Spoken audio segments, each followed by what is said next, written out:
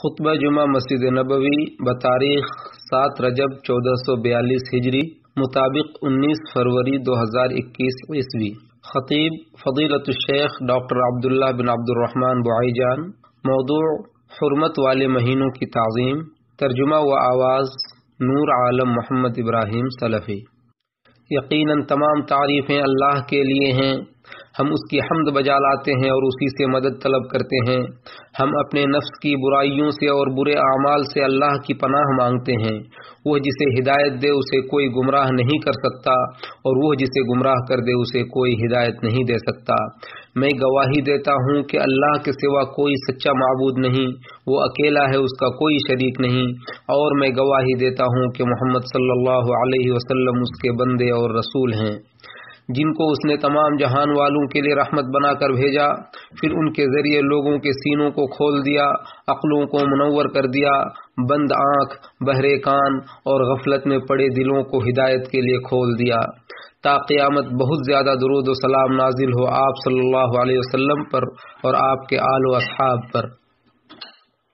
اما بعد، یقیناً سب سے سچی بات اللہ کی کتاب ہے، سب سے مضبوط کڑا اللہ کا تقوی ہے، سب سے بہترین دین ملت ابراہیمی ہے، سب سے اچھا قصہ اللہ کا کلام ہے، اور سب سے بہتر طریقہ محمد صلی اللہ علیہ وسلم کا طریقہ ہے، اور سب سے بری بات دین کے اندر نئی بات ایجاد کرنا ہے، اور ہر بدعت گمراہی ہے، اور ہر گمراہی کا ٹھکانہ جہنم ہے۔ اللہ کے بندو، دنیا دھوکے کا سامان اور ابتلاء و آزمائش کی آماج گاہ ہے، اور آخرت دائمی گھر اور حساب و بدلے کی جگہ ہے۔ چنانچہ جس نے ذرہ برابر نیکی کی ہوگی وہ اسے دیکھ لے گا، اور جس نے ذرہ بھر برائی کی ہوگی وہ بھی اسے دیکھ لے گا۔ اس لیے اللہ سے ڈرو اور اس کے حکم کو بجا لاؤ، اور جس چیز سے اس نے ڈرایا ہے اس سے باز آ جاؤ۔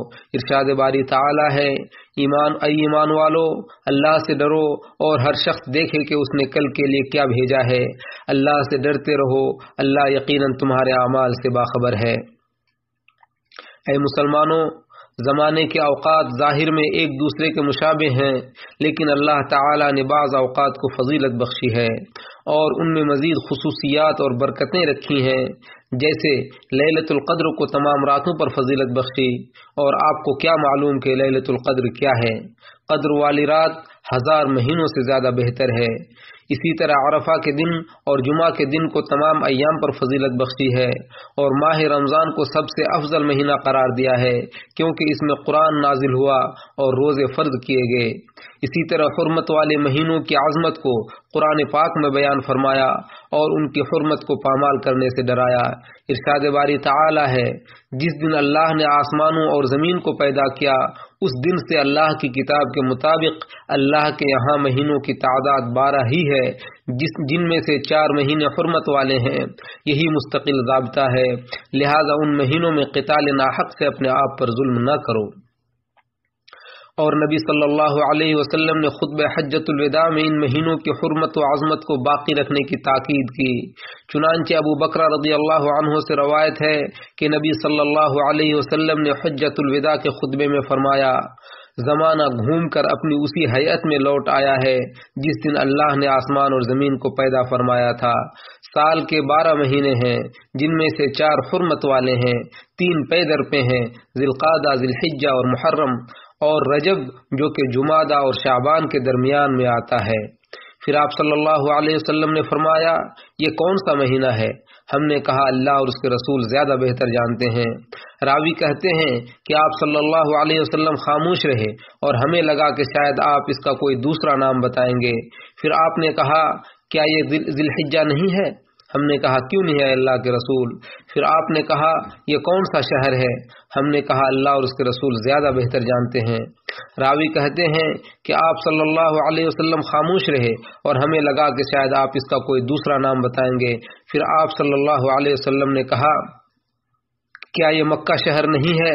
ہم نے کہا، کیوں نہیں ہے اللہ کے رسول؟ پھر آپ صلی اللہ علیہ وسلم نے کہا، آج کون سا دن ہے؟ ہم نے کہا اللہ اور اس کے رسول زیادہ بہتر جانتے ہیں۔ راوی کہتے ہیں کہ آپ صلی اللہ علیہ وسلم خاموش رہے، یہاں تک کہ ہم یہ سمجھنے لگے کہ شاید آپ اس کا کوئی دوسرا نام بتائیں گے۔ پھر آپ صلی اللہ علیہ وسلم نے کہا کہ آج قربانی کا دن نہیں ہے؟ ہم نے کہا کیوں نہیں ہے اللہ کے رسول؟ تو نبی صلی اللہ علیہ وسلم نے فرمایا بے شک تمہارا خون، تمہارا مال اور تمہاری عزت تم پر حرام ہے، جیسے تمہارا آج کا یہ دن تمہارے اس شہر میں اور تمہارے اس مہینے میں محترم ہے، اور ان قریب تم اپنے رب سے ملو گے تو وہ تم سے تمہارے اعمال کے بارے میں سوال کرے گا۔ تم لوگ میرے بعد کافر یا گمراہ نہ ہو جانا کہ تم ایک دوسرے کی گردن اڑانے لگو۔ سن لو، تم میں سے جو موجود ہیں وہ غیر حاضر شخص کو یہ پیغام پہنچا دے۔ پھر آپ صلی اللہ علیہ وسلم نے فرمایا آگاہ رہو، کیا میں نے پیغام پہنچا دیا؟ آگاہ رہو، کیا میں نے پیغام پہنچا دیا؟ اسے بخاری اور مسلم نے روایت کیا ہے۔ اللہ کے بندو، حرام کاری میں ملوث ہو کر اپنے نفس پر زیادتی کرنا، محرمات کا ارتکاب کر کے اپنے نفس کو سزا، پوچھ گچھ اور حساب کے در پہ کرنا اپنے نفس پر ظلم اور حرمت والے مہینوں کی پامالی میں داخل ہے۔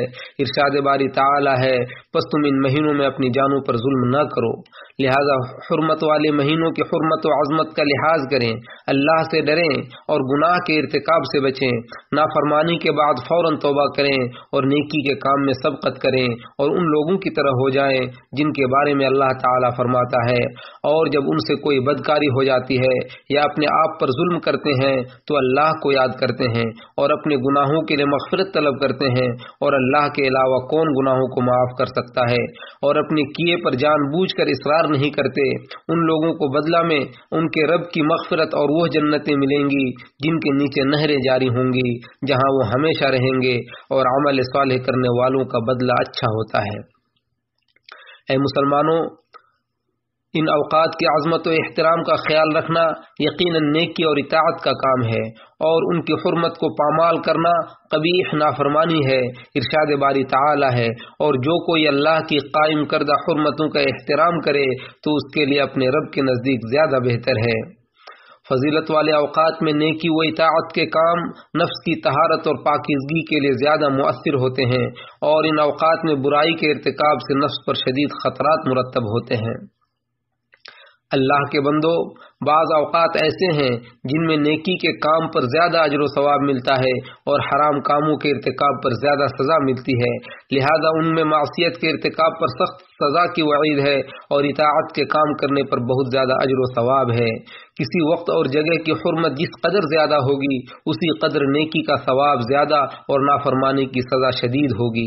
اسی وجہ سے بہت سارے فقہا نے ان مہینوں میں قتل جیسے گناہ کا ارتکاب کرنے پر قاتل کو دیت مغلظہ ادا کرنے کا حکم دیا ہے، اور ان کی حرمت کو پامال کرنے پر تعزیری سزا بھی رکھی ہے۔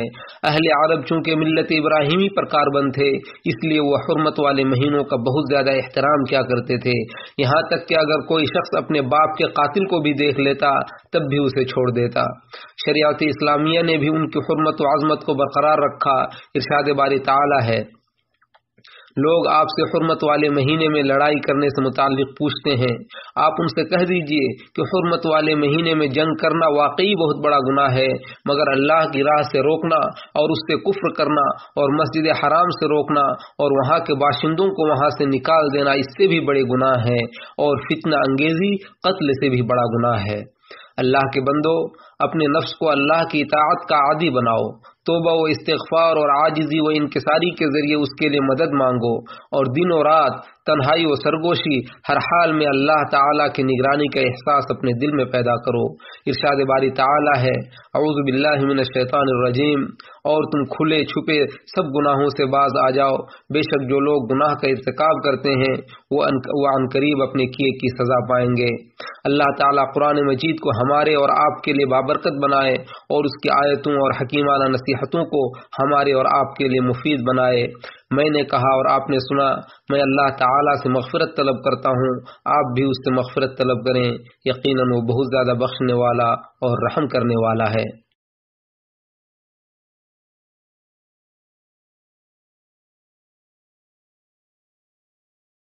تمام تعریفیں اللہ کے لیے ہیں، ایسی تعریف جو اس کی عظمت و جلال کے شایان نشان ہے، اور درود و سلام نازل ہو اس کے برگزیدہ نبی و رسول اور ان کے آل و اصحاب اور متبعین و اولیاء پر۔ اللہ کے بندو، اللہ تعالی نے آپ کو بے مقصد پیدا نہیں کیا ہے اور نہ ہی ہرگز آپ کو بے یار و مددگار چھوڑے گا، اور اس نے زندگی و موت مقدر کیا ہے تاکہ وہ تمہیں آزمائے کہ تم میں سے کس کا عمل زیادہ اچھا ہے۔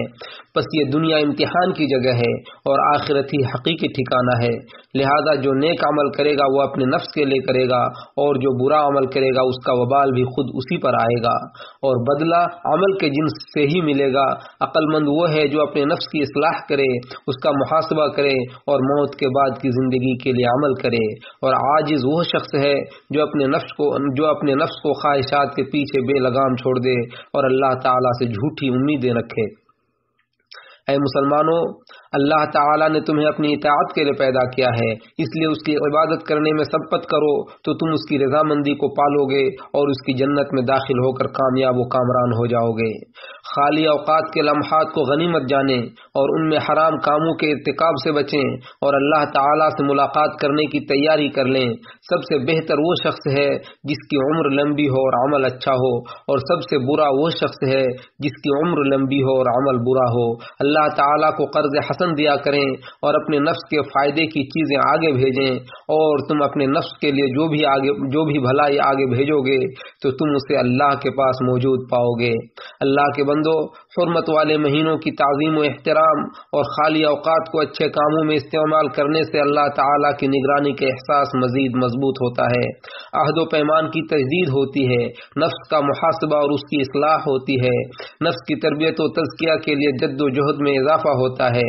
لہٰذا ان اوقات کے بہتر استعمال کی کوشش کریں اور وقت نکل جانے سے پہلے کار خیر انجام دیں۔ اللہ کے ساتھ اپنے عہد و پیمان کی تجدید کریں اور ٹال مٹول کرنے سے بالکل گریز کریں، کیونکہ ایسا کرنے سے موقع ہاتھ سے نکل جاتا ہے۔ اس لیے موت سے پہلے زندگی میں کوشش کریں، مشغولیت سے پہلے خالی اوقات کو استعمال کر لیں، فقیری سے پہلے مالداری کو، بڑھاپے سے پہلے جوانی کو، اور بیماری سے پہلے تندرستی کو غنیمت جانیں۔ ابن عباس رضی اللہ عنہما سے روایت ہے کہ رسول اللہ صلی اللہ علیہ وسلم نے ایک شخص کو نصیحت کرتے ہوئے فرمایا، 5 چیزوں کو 5 چیزوں سے پہلے غنیمت جانو، اپنی جوانی کو بڑھاپے سے پہلے، اپنی تندرستی کو بیماری سے پہلے، اپنی مالداری کو فقیری سے پہلے، اپنی فرصت کو مشغولیت سے پہلے، اور اپنی زندگی کو موت سے پہلے۔ اسے حاکم نے روایت کیا ہے۔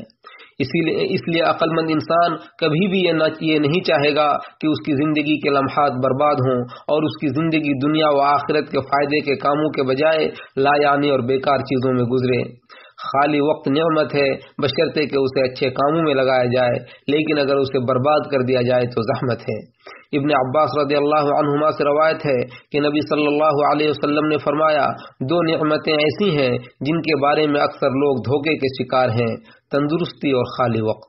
اسے بخاری نے روایت کیا ہے۔ اللہ کے بندو، دیگر مہینوں کے مقابلے میں حرمت والے مہینوں کی خاص اہمیت ہے، اس لیے مناسب یہی ہے کہ حرمت والے مہینے ہی سے سال کی شروعات ہو، سال کے درمیان میں بھی حرمت والے مہینے آئیں، اور سال کا اختتام بھی حرمت والے مہینے ہی سے ہو۔ تمام مہینے عبادات کے موسم ہیں، اگرچہ فضیلت اور کام کے لحاظ سے ان کے درمیان کچھ فرق ہے۔ اسی طرح پوری عمر عمل اور اطاعت کا وقت ہے، اور ہر شخص اپنے نفس کو بیچتا ہے، کوئی اسے آزاد کرتا ہے تو کوئی اسے ہلاکت میں ڈالتا ہے، اور ہر شخص کے لیے وہی کام آسان ہوتا ہے جس کے لیے وہ پیدا کیا گیا ہے۔ اللہ کے بندو، حرمت والے مہینوں کی تعظیم کا تقاضا یہ ہے کہ ان میں حرام کاموں سے بچا جائے، شبہات اور بدعتیں جن کا حکم اللہ نے نہیں دیا ہے اور نہ ہی کسی دلیل سے ثابت ہیں، ان سے گریز کیا جائے۔ نبی صلی اللہ علیہ وسلم نے ارشاد فرمایا، جس نے بھی ہمارے اس دین میں کوئی ایسی بات ایجاد کی جو اس میں نہیں تھا تو وہ مردود ہے۔ نیز فرمایا، جس نے کوئی ایسا عمل کیا جو ہمارے طریقے کے خلاف ہو تو وہ مردود ہے۔ اسے مسلم نے روایت کیا ہے۔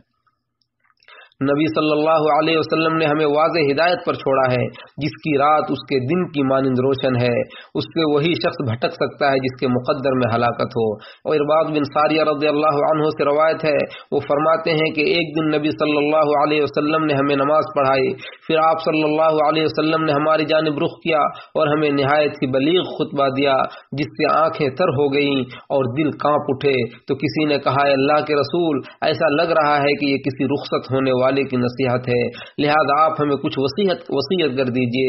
تو آپ صلی اللہ علیہ وسلم نے فرمایا میں تمہیں اللہ کا تقوی اور حاکم وقت کی سمع و طاعت کی وصیت کرتا ہوں، کیونکہ تم میں سے جو بھی میرے بعد زندہ رہے گا وہ بہت زیادہ اختلافات دیکھے گا، لہذا تم لوگ میری سنت اور ہدایت یافتہ خلفائے راشدین کی سنت کو مضبوطی کے ساتھ تھامے رہنا، اور خبردار دین میں نئی بات ایجاد نہ کرنا، کیونکہ دین میں ہر نئی بات بدعت ہے اور ہر بدعت گمراہی ہے۔ اسے احمد اور حاکم نے روایت کیا ہے۔ اے اللہ تو ہمیں گناہ اور بدعت سے محفوظ فرما اور ہمیں سنت و اتباع پر باقی رکھ اور اسی پر ہمیں موت دے، اور تو ہم سے راضی ہو جا اے سارے جہانوں کے پروردگار۔ اے اللہ تو اسلام اور مسلمانوں کو غلبہ عطا فرما، اے اللہ تو اسلام اور مسلمانوں کو غلبہ عطا فرما اور اپنے موحد بندوں کی مدد فرما۔ اے اللہ تو ہماری سرحدوں کی حفاظت فرما، اے اللہ تو ہماری سرحدوں کی حفاظت فرما، اے اللہ تو ہماری سرحدوں کی حفاظت فرما اور سرحدوں کی نگرانی پر مامور ہماری فوج کی مدد فرما اور ان کی حفاظت فرما اے رب العالمین۔ اے اللہ تو اس ملک کو امن و امان کا گہوارہ بنا دے، اے اللہ تو اس ملک کو امن و امان کا گہوارہ بنا دے، اے اللہ تو اس ملک کو امن و امان کا گہوارہ بنا دے اور تمام مسلم ممالک کو بھی امن و امان کا گہوارہ بنا دے۔ اے اللہ تو ہمیں اپنے وطنوں میں امن و سکون نصیب فرما اور ہمارے حکمرانوں اور بادشاہوں کی اصلاح فرما۔ اے اللہ تو ہمارے بادشاہ خادم حرمین شریفین کو خیر کے کاموں کی توفیق عطا فرما اور تو ان کی مدد فرما۔ اے اللہ تو انہیں اور ان کے ولی عہد کو اپنی پسند اور رضا کے کام کی توفیق عطا فرما اے دعاؤں کے سننے والے۔ اے اللہ تو ہمیں دنیا میں بھلائی عطا فرما اور آخرت میں بھلائی عطا فرما اور ہمیں جہنم کے عذاب سے بچا۔ اے اللہ اے زندہ و جاوید ذات، ہم تیری رحمت کے وسیلے سے تیری مدد طلب کرتے ہیں، تو ہمارے تمام معاملات کی اصلاح فرما، تو ہمارے تمام معاملات کی اصلاح فرما، تو ہمارے تمام معاملات کی اصلاح فرما اور پلک جھپکنے کے برابر بھی تو ہمیں اپنے نفسوں کے حوالے نہ کرنا۔ اے اللہ تو محمد صلی اللہ علیہ وسلم پر اور ان کے تمام آل و اصحاب پر درود و سلام نازل فرما۔